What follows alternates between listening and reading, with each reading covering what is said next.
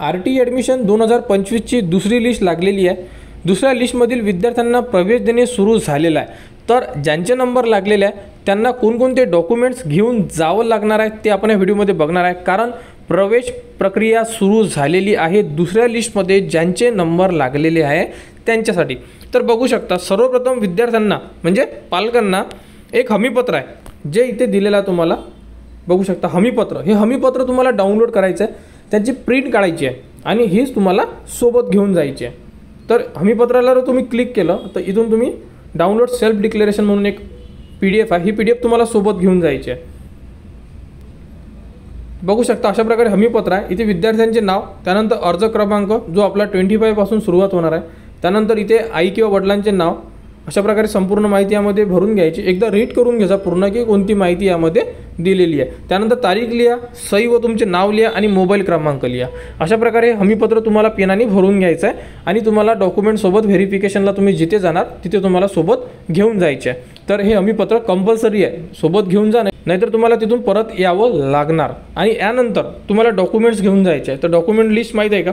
Allotment letter म्हणजे admit card, जे admit card तुम्हाला आपण जे लास्ट व्हिडिओमध्ये बघितलं होतं की तुम्ही स्टेटस चेक केल्यानंतर तुम्हाला एक ॲडमिट कार्ड येईल, त्यावरती तुम्हाला संपूर्ण माहिती दिल्या जाणार। ॲडमिट कार्डसुद्धा आपण बघू शकतो कशा प्रकारे आहे तर बघू शकता अशा प्रकारे तुम्हाला तुमचे ॲडमिट कार्ड दिसून पडेल। हे ॲडमिट कार्डसुद्धा तुम्हाला सोबत घेऊन जायचं आहे। यामध्ये डॉक्युमेंट लिस्ट बघा, ॲड्रेस प्रूफ लागणार आहे, इलेक्ट्रिक बिल, जर तुमचं स्वतःचं घर असेल voter ID, bank passbook, government जेही बँक असेल त्यांचे पासबुक, त्यानंतर ड्रायव्हिंग लायसन, यामधून तुम्हाला एक प्रूफ घेऊन जावं लागेल। आणि जर तुम्ही रेंटनी असाल तर तुम्हाला दुय्यम निबंधक कार्यालयाचा जो रेंट ॲग्रीमेंट तुम्ही बनवलेला आहे तो रेंट ॲग्रीमेंट तुम्हाला घेऊन जावं लागेल। त्यानंतर बर्थ सर्टिफिकेट म्हणजे जेही तुमचं पाल्य असेल त्याचे बर्थ सर्टिफिकेट, त्यानंतर कास्टमध्ये आहे म्हणून कास्ट सर्टिफिकेट, अशा प्रकारे तुम्हाला डॉक्युमेंट्स घेऊन जावं लागेल। आणि जे पालकवर्ग ओपन किंवा EWS मध्ये आहे त्यांना 1 लाखाच्या आतमधला उत्पन्नाचा दाखलासुद्धा सोबत घेऊन जायचा आहे। बाकी डॉक्युमेंट सेम टू सेम असणार आहे, त्यांना कास्ट लागणार नाही आहे। तर ॲड्रेस प्रूफ हे खूप महत्त्वाचं आहे, त्यामुळे रेंटमध्ये असाल तर रेंट ॲग्रीमेंट तुम्हाला लागणार आहे, ते तुम्हाला सोबत घेऊन जावं लागेल।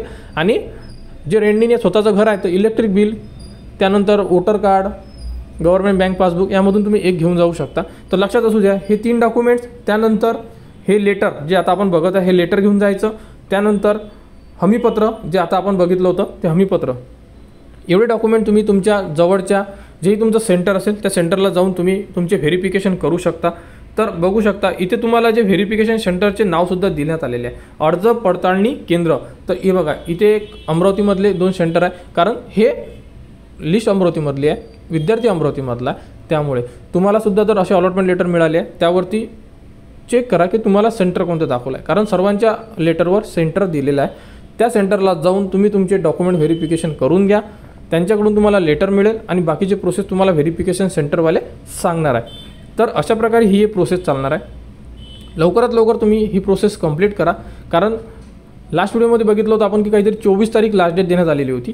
तर साईडवर अजून तारीख दिलेली नाही आहे, परंतु प्रोसेस सुरू झालेली आहे, तर ते सुद्धा आपण बघणार आहे। तर बघू शकता यामध्ये अशा प्रकारे जे नंबर ऑफ अप्लिकेशन यामध्ये देण्यात आलेले आहे। तर बघू शकता वेटिंग लिस्टमधल्या 5 ॲडमिशन झालेले आहे बघा, admitted first waiting selection list, तर 5 ॲडमिशन झालेले आहे। काल किंवा आज सकाळी बघितलं होतं आपण तर इथे 0 आकडा होता, आता 5 विद्यार्थ्यांचा प्रवेश झालेला आहे, त्यामुळे प्रवेश प्रक्रिया सुरू झालेली आहे असं आपण म्हणू शकतो, कारण वेटिंगवाले विद्यार्थ्यांना प्रवेश देणे सुरू आहे। तरी तुम्ही लवकरात लवकर आपली ॲडमिशन प्रोसेस कंप्लीट करा, जेणेकरून तुम्हाला सुद्धा जे डेट दिली आहे त्या अगोदर तुमचे व्हेरिफिकेशन होणं गरजेचं आहे।